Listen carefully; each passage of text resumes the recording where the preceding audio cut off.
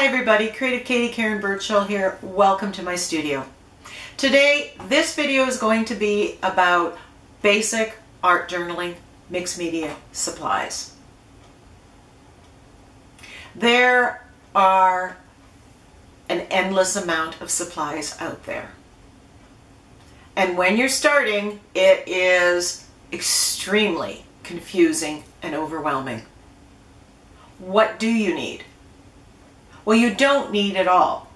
We may want it all, but we don't need it all. So what I've done is try to simplify things. I've looked at what I use. I looked at the materials that I use again and again and again. 80 to 90% of the time, I'm using these supplies. These are going to be supplies that you're going to get value out of.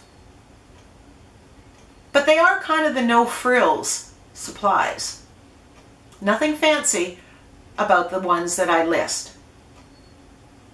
But as you learn what kind of art journaler you are, as you explore and find success using these basic foundational tools, you can then pick and choose and expand your stash to include some of those fancier products.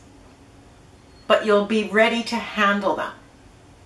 The supplies that I'm using, while I can't guarantee success, I can guarantee that it's simple and straightforward and hassle-free.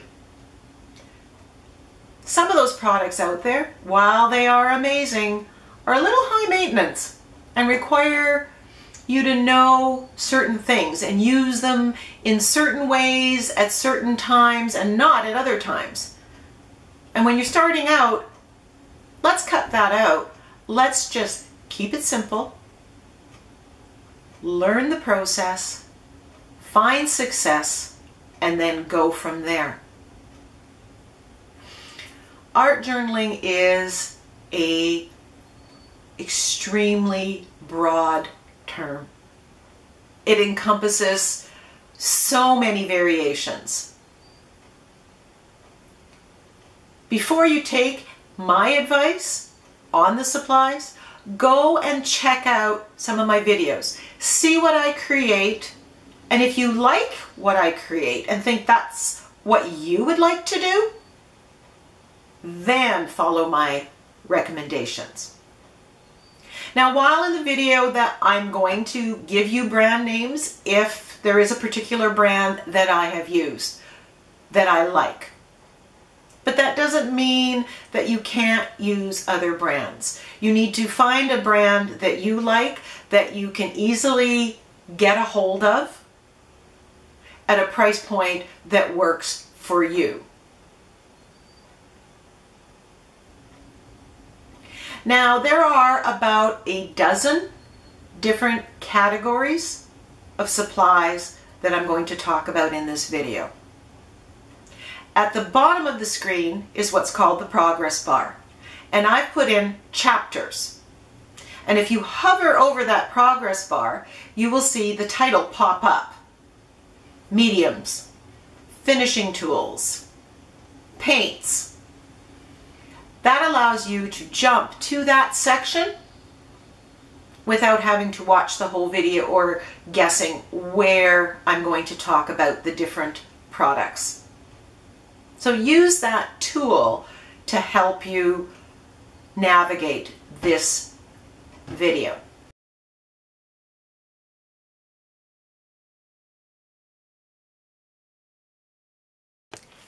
So what are you going to art journal in? Now, full disclosure, I have not used any purchased journal other than this one. I selected Canson Mixed Media because it was readily available. I could get it at a price point that I liked. It wasn't as expensive as some of them out there. And I found that it stood up to the modeling paste, the wet medium, the layers, how I was out art journaling. So it did what I needed it to do.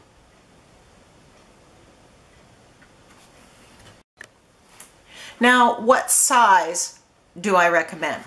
When I started, I thought bigger was better. You're getting more value for your money. But the problem with going too big, especially when I started, is the page, it was a big blank page, and that was very intimidating. It also took longer to fill up. Things like quotes and sentiments and my stamps were too small for it. So it led to problems along those lines. So while I like the 9 by 12, once I tried the 7 by 10, I was sold. This one is small enough to do in a shorter period of time. There's enough space on it that you can use various techniques and still see them. If you go too small, sometimes you do all these techniques and you never end up really seeing them because you end up covering it all with a focal image or sentiment.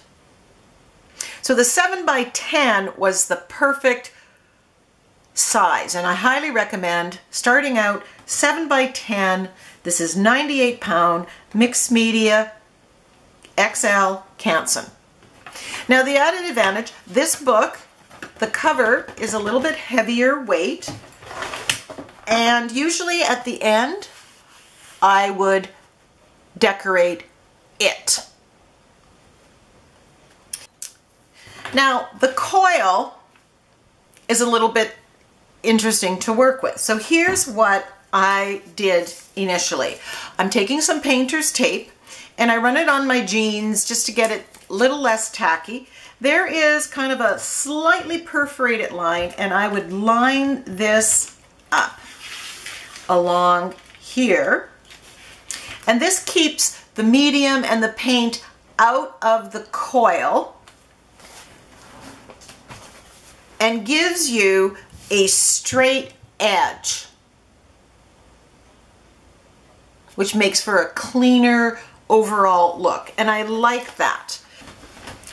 What I've done this time, and this is the 9 by 12, I took the pages off the coil.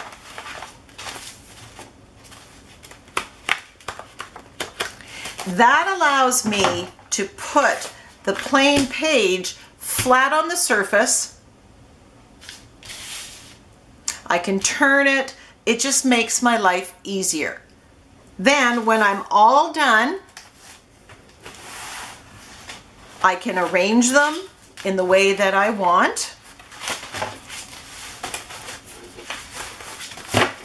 And I will put them all back together in the coils.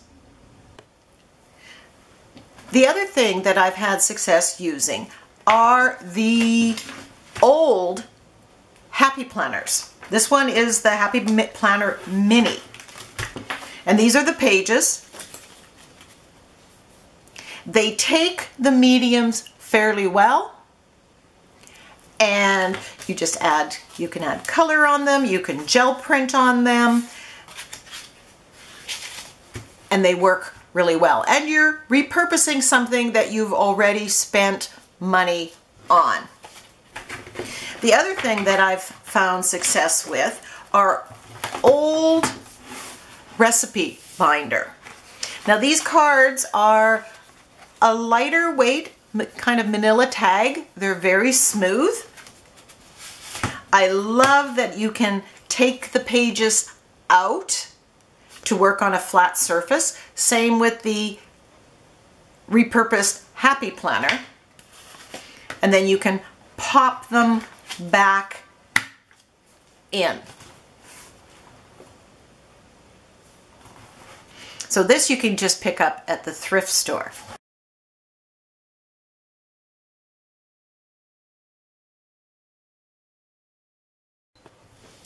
So after you have your art journal, the first layer that I typically put down is a coat of white gesso. Now, gesso has other uses that fine artists use. And we're going to talk about a couple of them that I use a lot, I've developed over time. But initially, the main use that I had for gesso was to prime the page. I would take whatever substrate I was working on and I would put a coat of white gesso. That prepares the page to take color and the other mediums. It allows you to do certain techniques that you wouldn't be able to do. It allows you to blend the colors more easily. Typically you're using less paint, and it's a good first step. When I don't know what to do, I come in and I apply that coat of gesso to the page, and it gets me in the motion of creating. So white gesso. Now, you don't have to break the bank to get gesso. I'm recommending kind of an economy, store brand gesso. I prefer the gessos that are a little more liquidy. I prefer this to the thicker ones because of how I'm using them. Typically, I will take them out of tubs and I will put them into an empty bottle that has a spout. You can use, a ketchup bottle, a mustard bottle and stuff. I just like the ease of pouring them with this. This brand is Economy Art Store brand. This is a Canadian company, the online company, Curry's. You get this economy gesso. The price point is spectacular and I like it. I also don't like the gessos that are grittier. So number one use, prime those pages. It's the first layer that I put down before I put anything else down. Here I'm using gesso with the acrylic paints, applying with the makeup sponge, and this softens the colors. It helps the colors blend easier and gives variation in tone and color, which builds interest to your page. It's one of my newest uses for gesso, and I love the effect it gives. It will also help push back collage papers and blend them together. You can apply with a palette knife or you can apply with your finger. This is another economy gesso from another Canadian art store.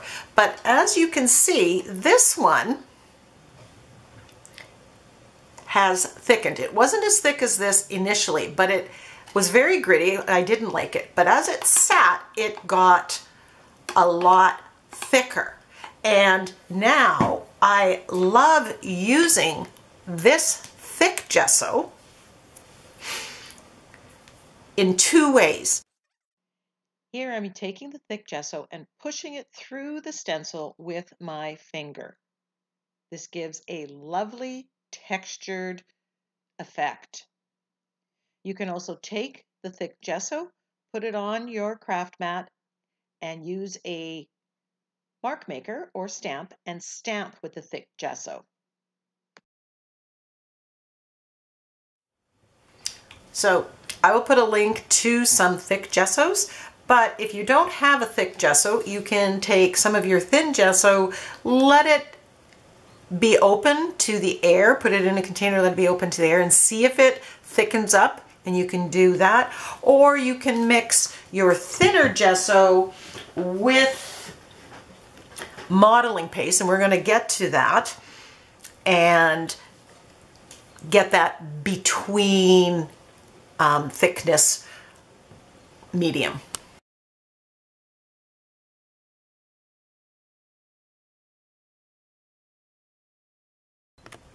So let's talk adhesives. If you, in your art journal process, are going to be gluing things down, collaging items down, whether it's at the beginning of a project on a page or at the end when you're gluing a focal image down, you need a good adhesive.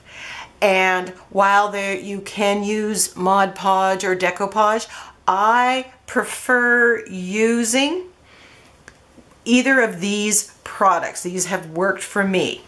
This is gel medium in matte finish, and these are fluid mediums in matte finish. Now matte means it will not shine, And even if when I've used decoupage that says it's matte or Mod Podge, it still has some shine. So you get this shiny halo around what you've glued down, and I don't like that. So these are the gel mediums and fluid mediums that I use. Now the fluid mediums, we have Liquitex Professional, which is artist grade, and it is more expensive. So you're really going to have to get it with a coupon, something along those lines. If you buy it in a bigger amount, it tends to be cheaper. You can also now get it in the basics formula, and they both work equally as well. So I know that this one I've been able to get through Amazon. The liquid mediums in matte are great for when you're gluing down, if you're using napkins, if you're using tissue paper, lighter weight things. If you're stamping or printing out your sentiments onto tissue paper, if you're using, I've had a lot of success using the liquid mediums, you get that tissue paper to go more translucent, more transparent, so you don't see it with the liquid than with the gel medium. And then I use gel medium when I'm gluing heavier things down. You may notice that this is white or cloudy when it goes on, but it dries clear. Don't want to buy both when you're starting out. I recommend getting the gel medium. This is the TCW brand, love it. What you can do is just get some water on your brush and on your craft mat, just thin it down so it becomes more liquidy and fluid. Don't mix it ahead of time and try to keep it in a container. It goes bad. But if you just mix it and use it right away, you can get away with just getting the gel medium.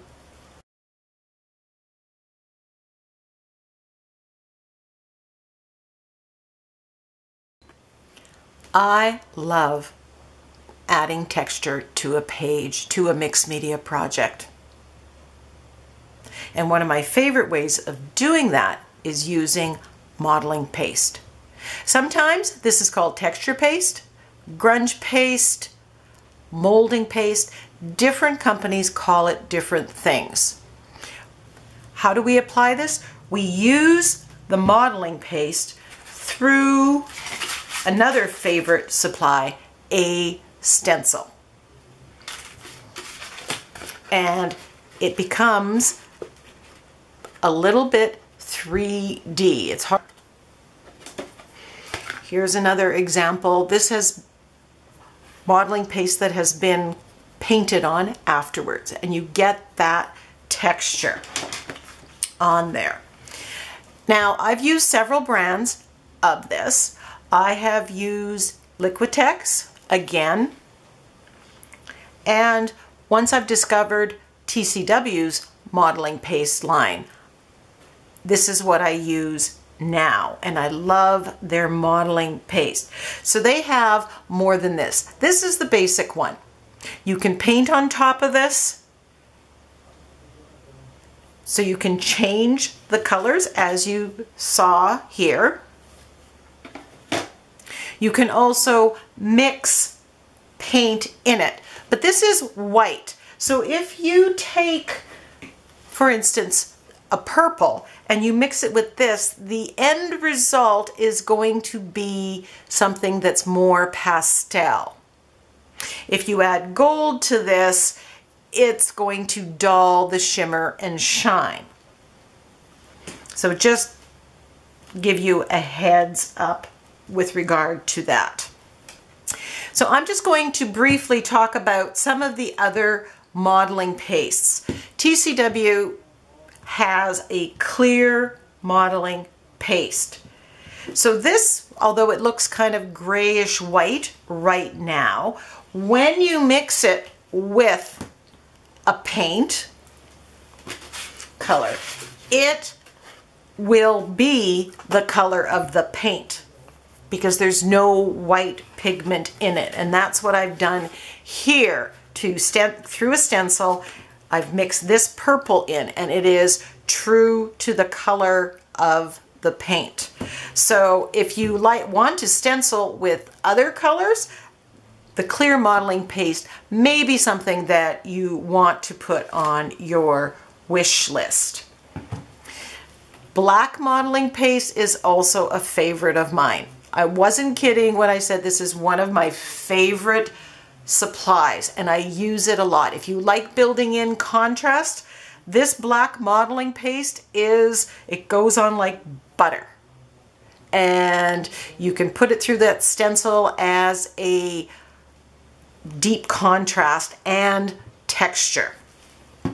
If you like shimmer, like I do, and if you watch my videos, you'll know that. Here are another two, in my world, must-haves. The white pearl modeling paste, which has this pearlescent shine that picks up light in a way that is just spectacular. And my champagne gold modeling paste. They come in the 8-ounce jars, but they also come in 2-ounce jars. So you don't have to buy this much. So if you're trying to figure out if you like it, you can buy a smaller one. This 2-ounce lasts a long time as well.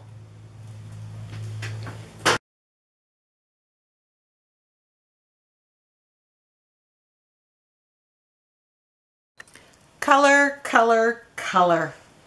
There are so many wonderful, intriguing color medium products on the market that you can use in your art journaling and in your mixed media pieces. There are sprays, crayons, blocks, watercolor, paint pens, inks, powders, pigments, acrylic paints, and the list goes on and on. How can you choose? Well, I like to put all the paint mediums into two categories. Those that are permanent when they're dry or set, and those that will reactivate or move, come to life, if you add water or something wet. So for instance, because art journaling is all about building layers, if you use something that is water activated in one of the initial stages and later you glue something down or varnish, you run the risk of reactivating it, having it move, and really destroying what you've done. And that can be really frustrating, especially for the beginner. I do have some of those water activated products and I like using them on occasion. And there's a time to use them in the process. But I recommend when you are starting to limit your color medium to those products that are permanent when dry. And that is why I'm going to recommend acrylic paints. Be they craft paints, like you see here, or medium-bodied student-grade paints.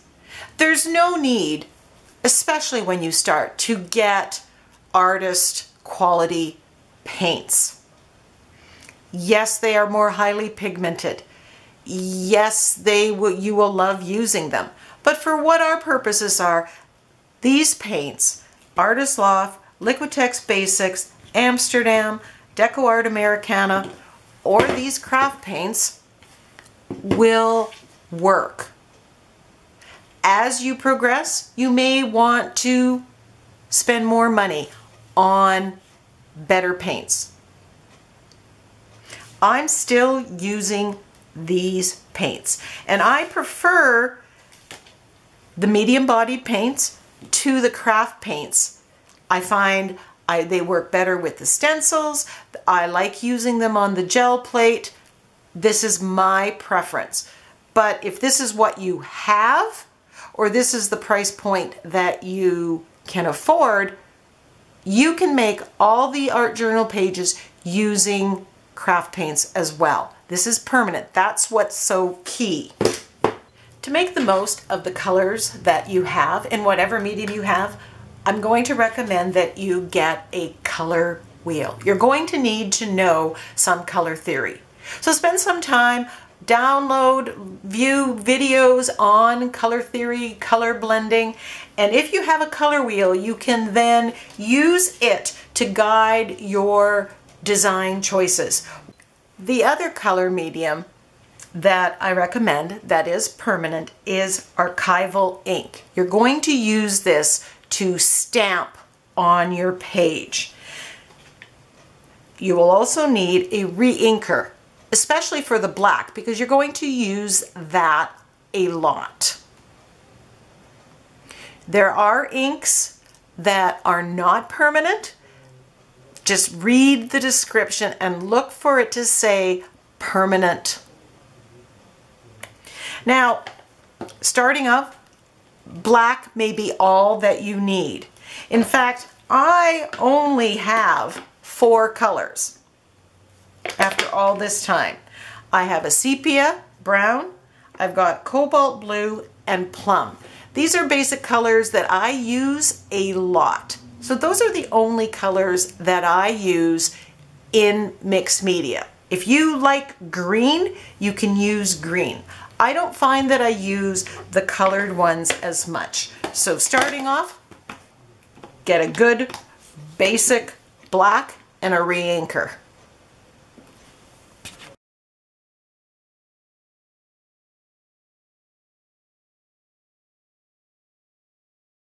Stencils, stencils, stencils.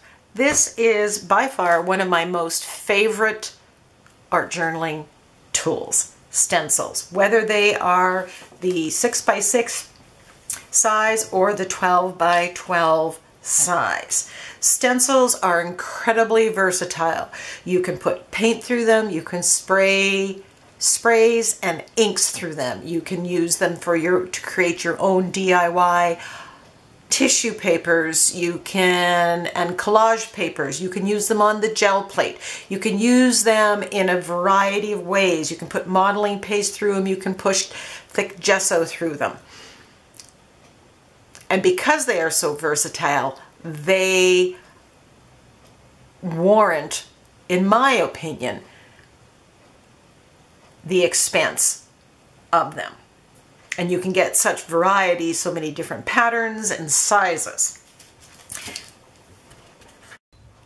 When you're choosing stencils, the thing to consider is, especially when you're starting out, you want to get a lot of bang for your buck. So you want to get stencils that are more generic. And by that I mean their usability is beyond a single page. So things like leaves are universal. They're going to last and last. Mesh, the Harlequin stencils, numbers, patterns. It doesn't matter what the theme of your page is, those stencils can be suitable for a multitude of pages. And when you're building your stash and you don't have many, you want some basic. Swirls, chicken wire. I love circles. The other kind of stencils that you can buy have more focal images, or they are more theme specific. So let's look at this one. This one is a magnolia blossom. Now, I added this to my stash because I absolutely love magnolias, and I have used this on a multitude of pages. I in a multitude of ways. But if you don't love magnolias, this one might not be the thing. You don't want the one-page wonders. As beautiful a stencil as it is, you want to get bang for your buck. As you build up your stash, you may then venture out and start getting more focal image stencils. Same thing goes with this dragonfly one. Now, one of the things that I'm going to point out here is sometimes a stencil can be used not necessarily exactly as the artist has designed it. I love this motif right here. So I will use this separate of the rest of the stencil, or I will use the bubble part separate. So it has value, so judge them accordingly. Peacock feathers, but this makes a lovely pattern behind it, so I don't need to just use this on a peacock page. Here, these are focal images with the sea. I love the sea, so this is worthwhile to adding to my stash. But if it's something you're only going to do once, maybe your money is better spent on something else. Cypress tree, again, how many times are you going to use it? And only you know the answer. Now again, you could just use this part or this part. So there are motifs and patterns in them that you can use.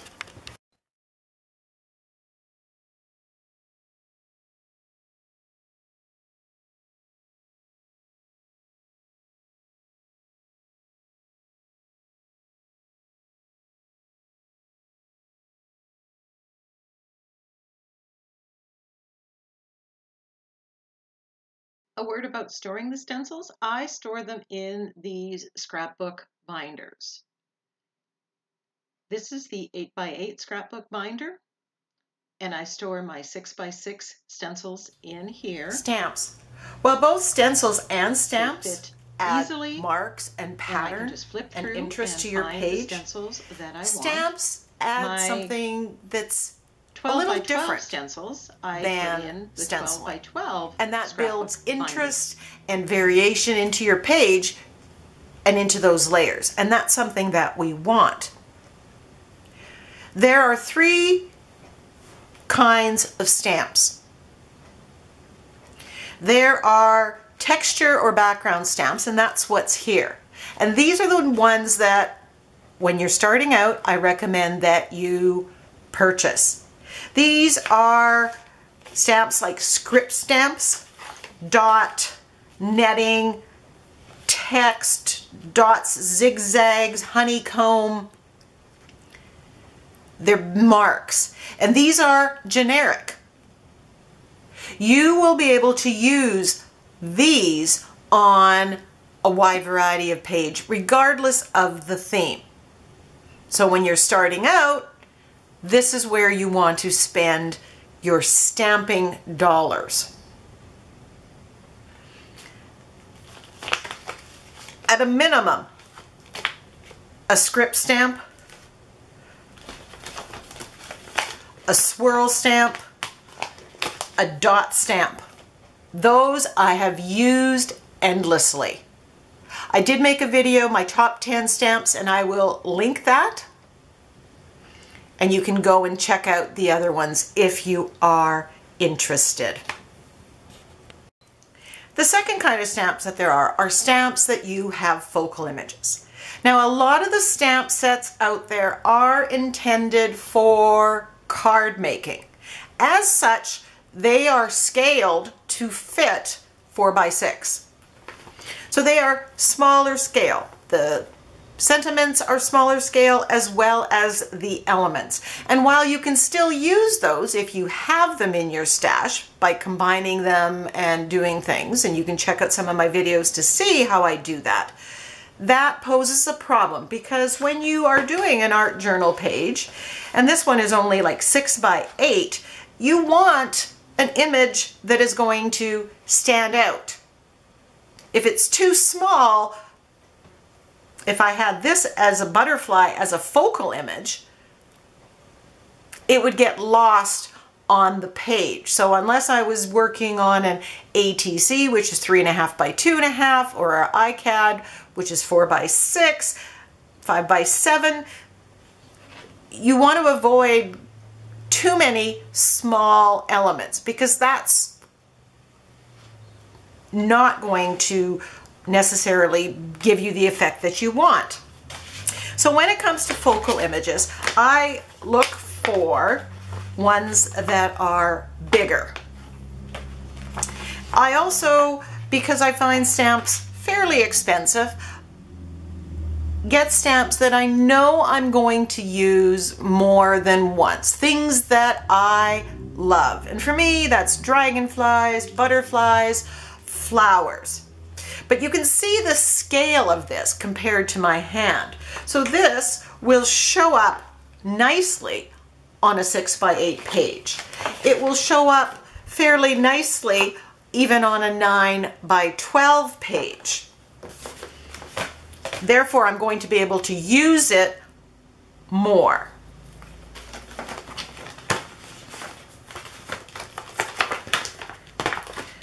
Same thing with florals. This poppy is fairly large, so I'm going to use it.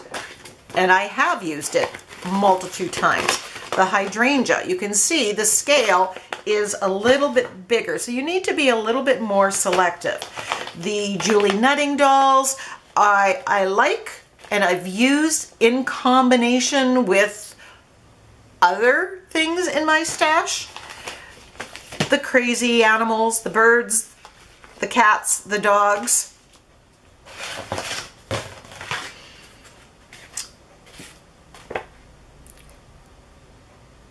But if that's not something that you're going to get use out of, that would be a selection.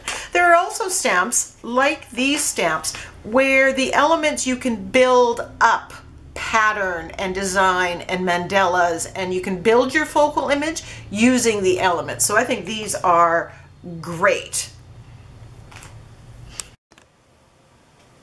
You can also create your own mark making tools. A trip to the dollar store can get you an endless amount of mark making tools. Shelf liner, plastic embroidery mesh, sink liners of different kinds, trivets, you name it. They all make interesting marks on the page. You can also make your own foam stamps using fun foam. Just cut the pattern you want, mount it on cardboard, mount it on the tops of prescription bottles or on wooden blocks.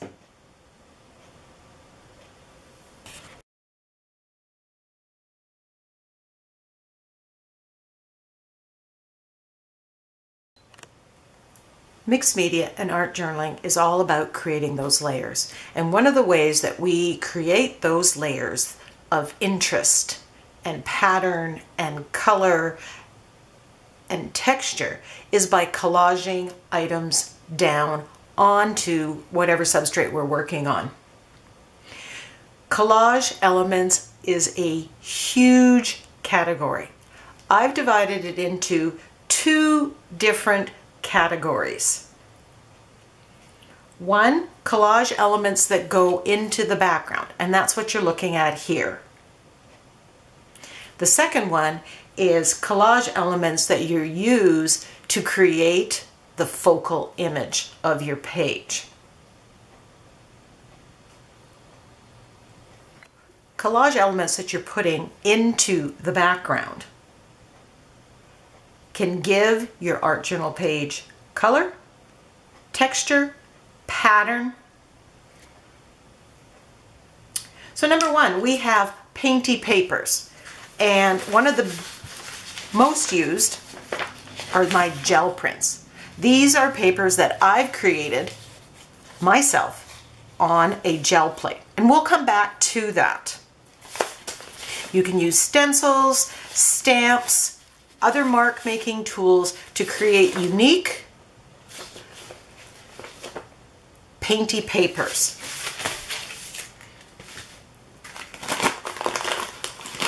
The coffee filter.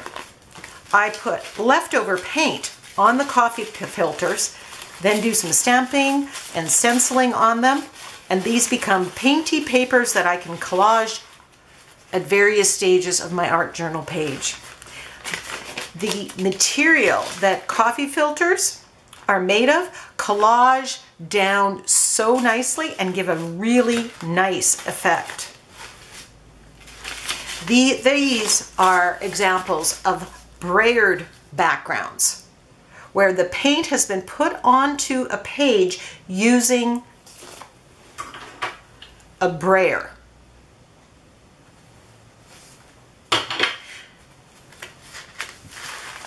Now, all of these painty papers can be used in one of two ways, actually more ways than that, but typically when I'm doing it, we can use them in one of two ways.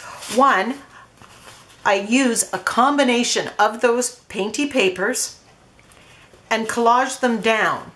I rip them apart and put them down. That's the first step of the process. You could also use those collage papers, especially the gel prints, as what I call an Insta background, where you just glue the whole page and it becomes that instant background. In both cases, it's a jump start to your art journaling or mixed media creative session. You can use napkins to get this effect as well, especially those napkins that are kind of an all-over color or pattern. We've got script napkins, music napkins. There's not really a focal image, and you can collage those down. The napkin gives wonderful texture to the background as well. You can get vintage printables. Now you can purchase these or you can get some free printables. Especially useful if you like going in a vintage theme.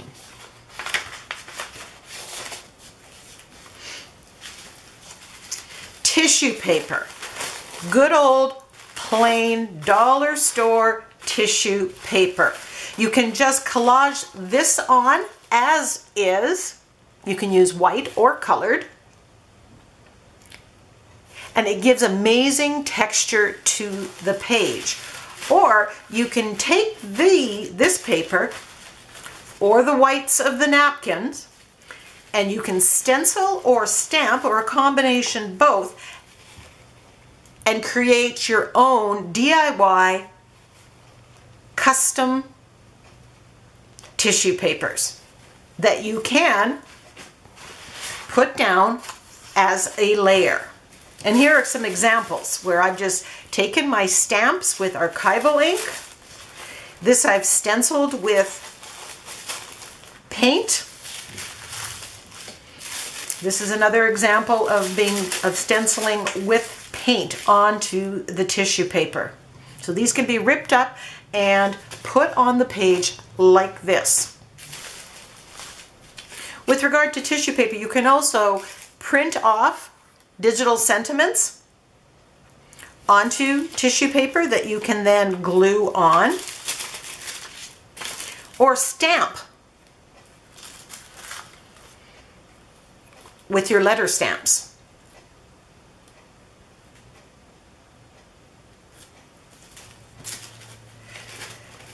In a similar fashion, you can use pattern material, pattern paper. That lovely color works great for pages that have that vintage feel. You can stamp on them as well and make them your own. From the thrift store, you can get music paper. Even better if it's slightly aged and yellowed. Atlas papers make nice collage elements, as does book paper and dictionary paper. I've already mentioned napkins as a great source to collage down in those first layers. They add texture, they start your color story, but they also are a great source of focal images, especially for those of us who think we can't paint and can't draw. Check out that the napkin gives you 4 images and you have a lot to go on. And there are places where you don't have to buy the entire pack. You can get 1 or 2 napkins. NinnysNapkins.com is one of those places. That's where all of these napkins come from. And you can see the array of them. I have a playlist in my channel called Napkin Journal, and I show you how I've transformed various napkins on an art journal or a mixed media piece. Here are some examples of pages that I've used napkins on.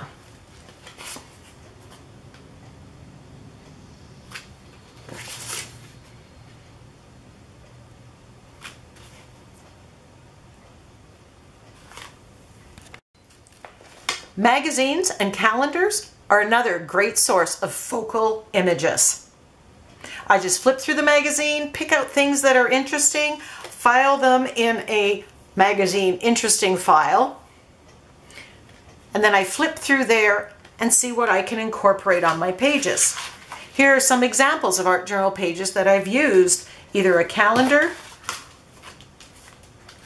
or magazine images.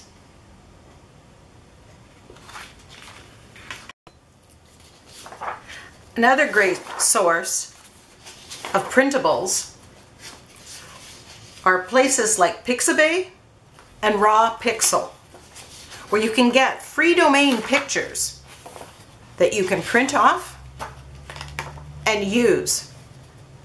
One of the great things about this is you can size them to fit your page as well. You can also get free printables or coloring pages that you can download free that you can use as focal images. Here's some pages that I use that. I just paint it over top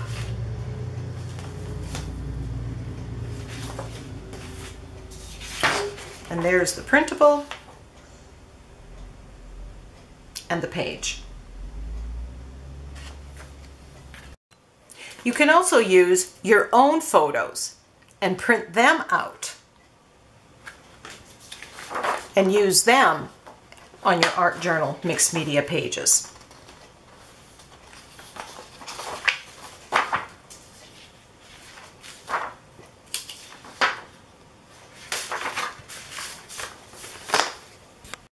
These have all been printed with my laser printer. Copies that are printed with a laser printer are not going to smear or reactivate when you put wet medium on it when you're gluing it down. If you're using an inkjet, that may happen. So you're going to have to be very careful gluing them down, or you're going to have to spray a fixative on it or treat it in some way so that it doesn't reactivate. You can use workable fixatives from Krylon. Some people say that hairspray works. Some people say if you put it in the freezer, that sets the ink. Or if you print it and let it sit for 2 weeks. I have not tried any of those ways, but it's worth a try if that's what you have. You can also take this, put it on a flash drive, take it to the copy place, to the stationery store, and have them print it out on whatever paper that you want. It's going to cost you a little bit, but then you're going to have something that you're going to be able to use easily. Another way to create focal images is to use those gel prints and cut out shapes. Here I made a sunflower, echinacea. The gnomes were created with different gel papers.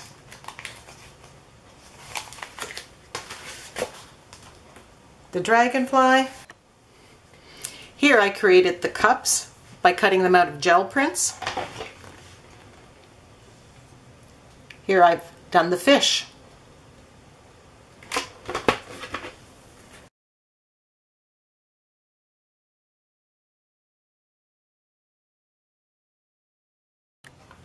Because I love gel prints so much, and I think they're so versatile and have so many uses throughout the art journaling and mixed media process, I have included a gel plate as a basic art journaling mixed media supply. With a gel plate, you can make one-of-a-kind collage papers that are unique to you. You can use those collage papers in every layer of the art journaling mixed media process. You can make Insta backgrounds. You can collage the papers down and collage focal images with your gel prints. Not only that, but the process of creating gel prints is a wonderfully creative process where you will learn and put into practice color blending. I know I did. This is where I learned that these two colors make this beautiful combination. And then I was able to take that information and do it on purpose on an art journal or mixed media page. So not only can you make pages that you can use in this way, but you can gel print right onto your art journal pages if the pages come out. And that's what I've done here with the Happy Planner pages. I did gel printing right on the pages, so they are started. I can also do that with my recipe binder.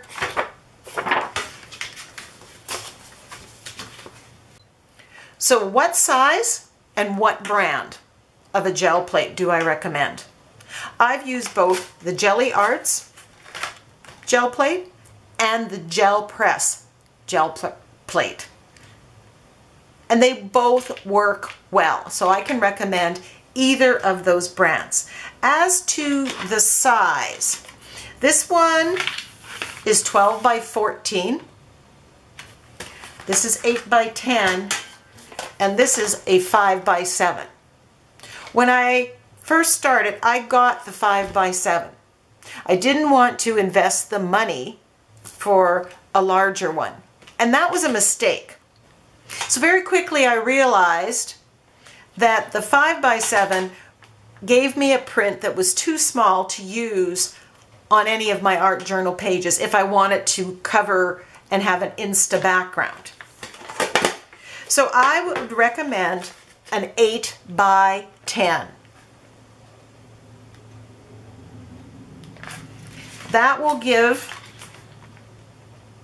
me the option of gel printing right on, this is 6 by 8, onto my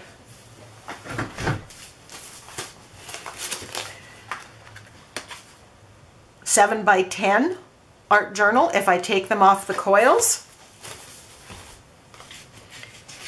and 2 of my mini planner pages will work on here. Recently I purchased the 11 by 14 because I wanted to be able to gel print or make an Insta background for my 9 by 12s. You will also need a brayer. This is a gel press brayer. This is Speedball. Both work really well. They are soft, 4-inch.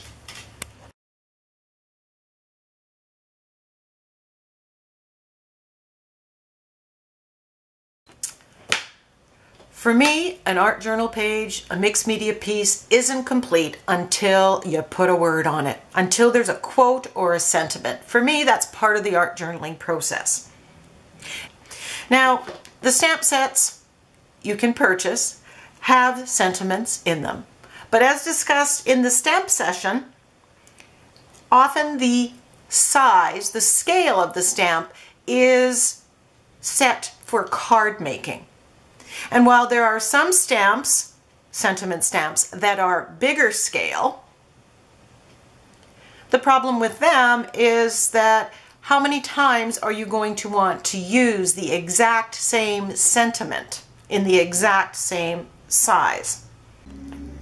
A lot of people use their own handwriting. They write out the sentiment on paper and then transfer it to the page, or they do it directly onto the page. That's not the way I do it. I'm going to share the two ways that I typically do it. I will use some letter stamps. Over the years, I have collected a variety of letter stamps, different fonts, different sizes. Some of these were in the dollar bin. Some, you get on 50% off coupons. And I find these usable because you can build your own sentiment with them. You can stamp again directly onto the project or page, or you can stamp onto tissue paper. You can mix and match the various fonts. You can get script stamps, you can get larger stamps. These ones are foam and I love using those. These are a favorite of mine, and here you can see I've just stamped on with black acrylic paint. The problem with this is, what if your quote or sentiment has a lot of words and letters? That could become very tedious to do. One of my favorite ways of putting sentiment on the page is to go on my computer in my Word program and mix and match fonts, play with sizes, play with the composition of the quote, and make it fit the page and the feel of the page that I'm creating. And you can do the same. You can find that perfect quote that means something to you, go on your computer and type it up and put it onto your page. Now, if that's not your thing, you can buy sentiments, digital sentiment packs that you can download and then print off as many times. Now, my sentiment packs are available for purchase, and I just want to talk about mine because this may be different than other digital sentiment packs that you can purchase, and there are other options. On mine, typically there are 20 plus sentiments in each package, so you're getting a lot of variety on a certain theme. For instance, garden or perseverance. With my sentiment packs, I give you permission to resize them. You can make them bigger, you could shrink them down. I even made a video showing you how to do that because I want you to get maximum use out of each of those sentiment packs. So no matter what size you're creating on today, an ATC, an iCAD, a 9x12, something bigger, you can take whatever sentiments are in my packs, blow them up, shrink them down, and make them fit.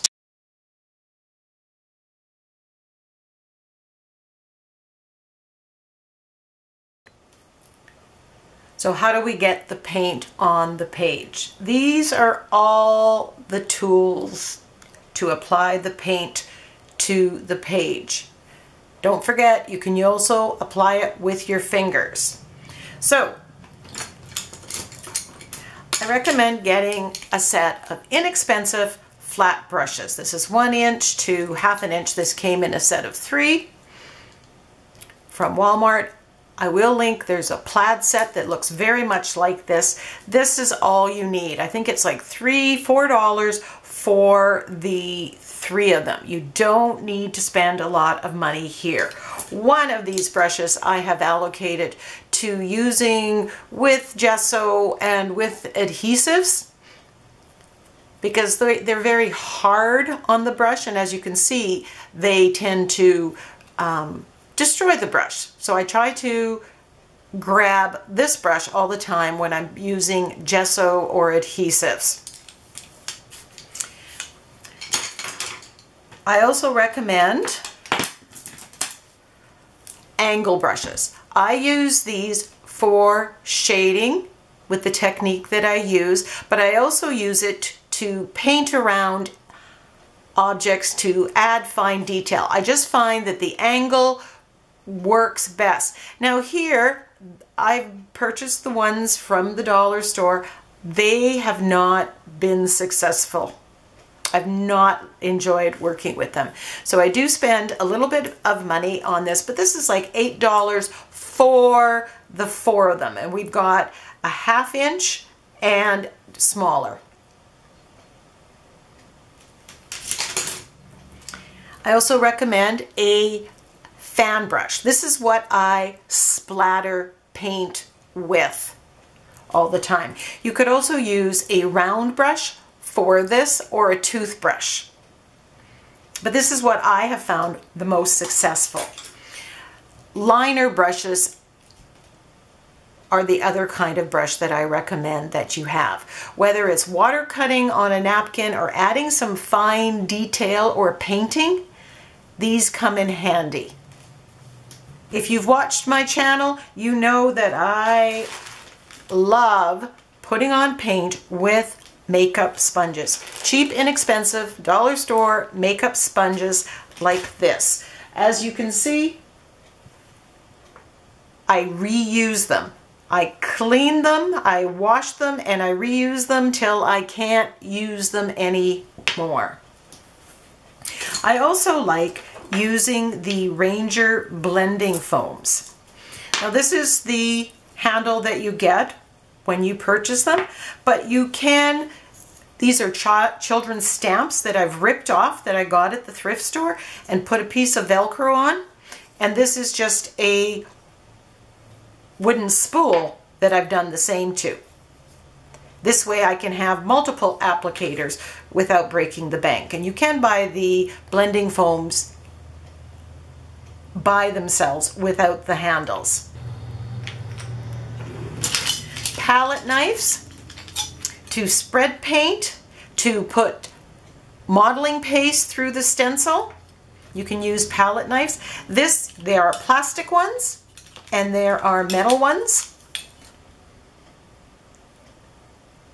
Again, you can get a set rather inexpensively. This is the favorite shape that I like to use the most, followed by this shape. I don't know what the names of them are. You can also use key cards or old expired gift cards to put modeling paste through the stencil, to apply paint.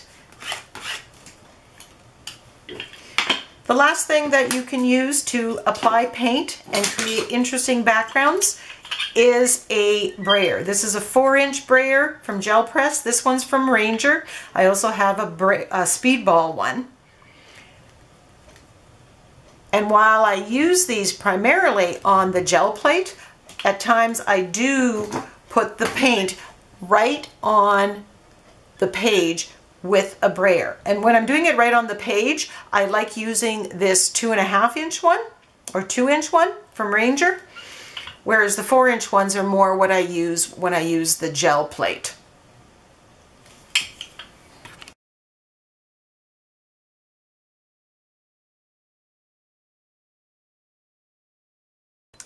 What you're looking at here are the finishing tools. These are things that typically you are using at the end of the art journal process. You've got your background is done, your focal image is on, your sentiment is on, and then you are just going to use these tools to tweak and really make everything look great. These are things that you're going to add line work and doodling. These are things that are going to help you shade or highlight the image. So when we talked paint, we talked about things that were permanent. So most of these are permanent, and I'm going to talk about those because these I highly prefer. But because when it comes to shading, the floating acrylic technique that I typically use, there's a bit of a learning curve, and you may not feel that you want to use that technique, or that you may not be successful at it just yet. So here are the alternatives to using the floating acrylic, which is a permanent way of shading. You can use the Stabilo all pencils. They come in black, brown, navy, white. These you can write on, then activate with water and shade your image, your sentiment. Another way of shading that you can do is use charcoal. Now these are two different kinds of charcoal, and I like both of them. This is woodless charcoal pencil. It comes in soft, medium, and hard. And it's used for edging the page, for shading around the focal image or the sentiments. Just the same as what you would use with the Stabilo all pencil. I typically find that I have more control with this, with the woodless charcoal pencil. I think my present favorite is the General's charcoal pencil set, and it comes with 3, extra soft, soft, and medium. I love, it's really dark, it smudges really nice, the extra soft. I can use the white for highlights. But the thing about all of these, they will move if you get water on them. And while they're at the end of the art journaling process, so you're not typically going to put wet medium on top of them, if you are varnishing, they will move. And they will smudge over other things that you have on the art journal page. So you need to know that.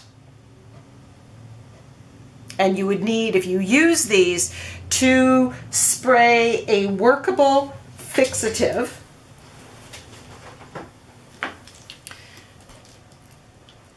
SpectraFix is the one that I prefer because it is all natural and odor-free, and I have difficulty with scents and chemical smells. So this is what I use, but there's also a Krylon that is a workable fixative that you can use if those things don't bother you.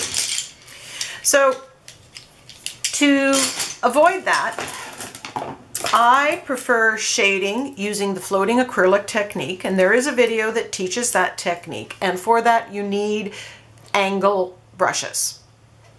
So I've mentioned those before, but you're going to need the 1/2" one is the one that you would prefer using. Splattering is a finishing technique as well, and the fan brush there. Now doing line work. Here are the alternatives for that.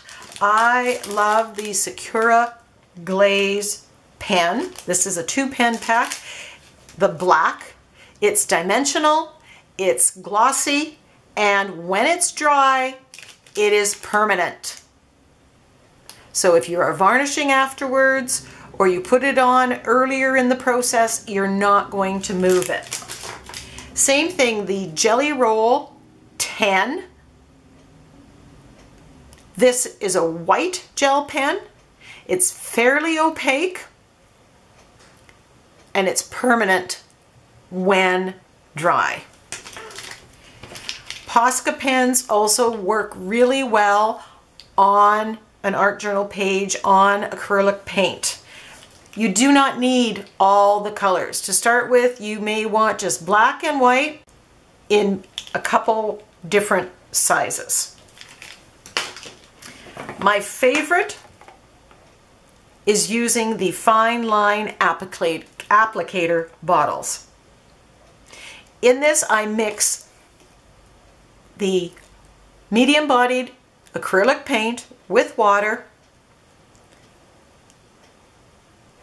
to get it to the right consistency, and then I use it to make line work. And I have this, I've got 4 bottles on the go. I have white, black, dark navy, and gold. Those are the colors that I do line work with. And there is a video where I show how to fill them and how to clean them.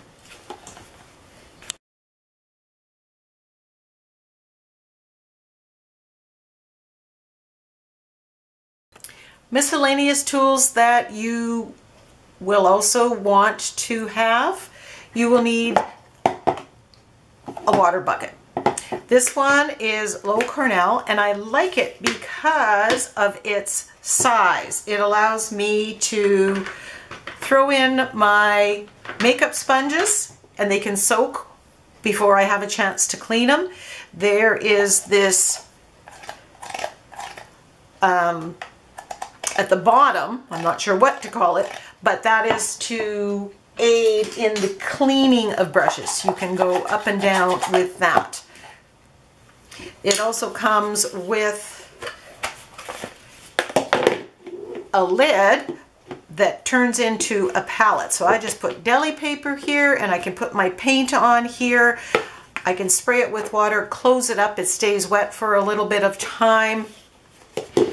Then when I'm done, I can just take this and then I have the next sheet. You can totally use a Cool Whip container, a jar. You do not need to purchase one, but I just thought I'd share what I have, what I use, and what I like. You may want to consider a heat tool. This is the Ranger tool. I like it. It's quieter. It does not get as hot as an embossing tool. If you want to use embossing, do any embossing, you are better off getting an embossing tool and using it as a heat tool. The other thing you're going to want is a spray bottle for water. Sometimes you want to spray water on a page at different times, so a good sprayer. You can recycle spray bottles from hair products as well. You don't have to buy or get one at the dollar store. The other thing that I have in a spray bottle is my Murphy's Oil Soap mixture. I use this to clean my work surface, to soak my paints in. I spray it on my stencils. I use this for cleaning everything. The Murphy's Oil Soap works wonders. In here, I just have a mixture of Murphy's Oil Soap, soap detergent, and water. You will need some painter's tape to paint off that, to get that straight edge on your art journal page, or to mask off areas on your stencils or on the page. It's a handy tool. You will need baby wipes, paper towel, rags for cleanup.